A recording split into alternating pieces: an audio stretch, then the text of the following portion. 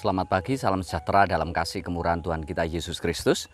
Pada saat pagi hari ini kita akan merenungkan kebenaran firman Tuhan yang terambil di dalam Amsal pasal yang ketiga ayat 5 berkata demikian. Percayalah kepada Tuhan dengan segenap hatimu dan janganlah bersandar kepada pengertianmu sendiri.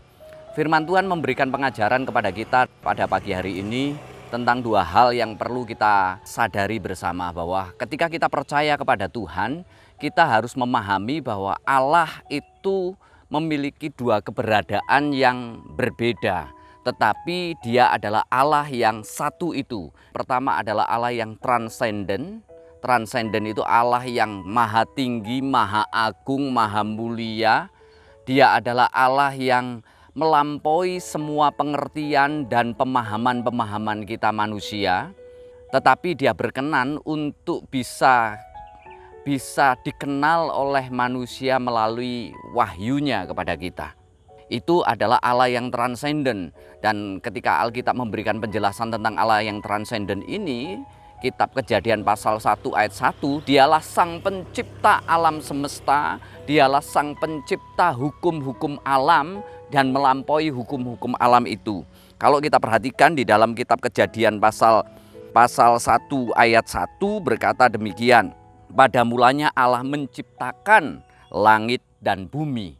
Ketika Dia berkata pada mulanya Allah menciptakan langit dan bumi, berarti Dia adalah Allah yang melampaui semuanya. Ini patut kita percayai, patut kita yakini di dalam kehidupan kita. Dan kita sebagai umat orang percaya, kita hanya bisa bersimpuh dan percaya kepada Dia Allah yang maha agung itu. Kita tidak bisa membatasi keberadaannya Dia.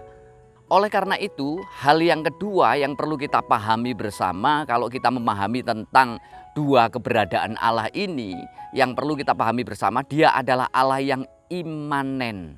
Artinya Allah yang tinggal di dalam kehidupan kita manusia.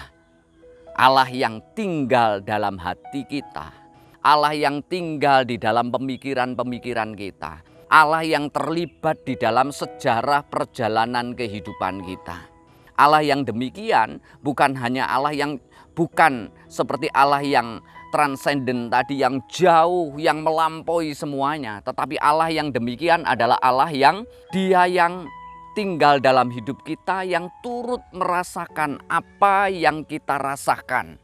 Sesuai dengan Ibrani, Kitab Ibrani pasal yang keempat ayat yang ke-15 itu memberikan penjelasan bahwa Yesus itu adalah Tuhan yang turut merasakan penderitaan-penderitaan kita, yang turut bersama-sama dengan kita, yang turut berkarya di tengah-tengah umat manusia.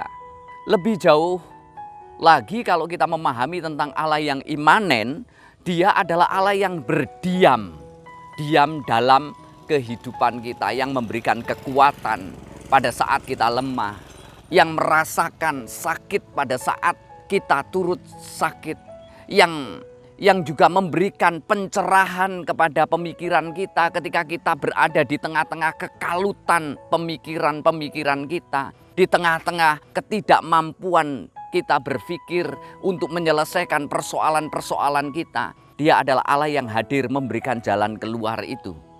Kalau kita melihat di sini, di dalam bahasa daripada Rasul Paulus mengenai Allah yang imanen ini memberi penjelasan kepada kita di dalam 1 Korintus pasal yang ketiga ayat 17. Jika ada orang yang membinasakan bait Allah, maka Allah akan membinasakan dia. Sebab bait Allah adalah kudus dan bait Allah itu ialah kamu. Artinya apa? Artinya bahasa Rasul Paulus bahwa hidup kita ini adalah tempat tinggalnya Allah. Kalau tadi kita bisa melihat Allah yang jauh di sana, yang melampaui segala sesuatu, tapi sekarang Allah yang diam di dalam hati kita. Karena bahasa Rasul Paulus, kita ini adalah rumahnya, baitnya yang kudus. Umat Tuhan, umat Allah, kita patut bangga, kita patut menjaga kehidupan kita karena kita ini adalah rumahnya Allah. Rumah Tuhan, di mana Allah yang maha dahsyat berkenan tinggal di dalam hati kita, berkenan memberikan kekuatannya, kuasanya di tengah-tengah perjalanan kehidupan kita. Dan bahasa Rasul Paulus lebih jauh lagi di dalam 1 Korintus pasal yang ke-6 ayat yang ke-19. Atau tidak tahukah kamu bahwa tubuhmu adalah bait Roh Kudus, tempat Roh Tuhan, tempat Allah diam. Roh Tuhan berdiam di dalam kehidupan kita dan memberikan banyak karya di dalam kehidupan kita, memberikan banyak karunia-karunia di dalam kehidupan kita. Oleh sebab itu, mari umat Tuhan, kalau kita percaya kepada Allah, maka kita harus yakin akan dua hal ini. Bahwa Allah yang kita sembah adalah Allah yang transenden, Allah yang maha besar, Allah yang dahsyat, Allah yang sanggup melakukan segala sesuatu, Allah yang menciptakan alam semesta ini. Tetapi Allah yang imanen adalah Allah yang diam dalam hati kita. Seharusnya sebagai orang percaya, kita harusnya bisa menikmati damai sejahtera karena kita yakin bahwa hidup kita ditinggali oleh Tuhan. Apapun yang menjadi pergumulan kita, apapun yang menjadi tantangan kita, apapun yang menjadi persoalan-persoalan kita, Allah yang imanen yang tinggal di dalam kehidupan kita ini, Dia yang akan berkarya, memampukan, menolong, memberikan solusi-solusi yang terbaik untuk kehidupan kita.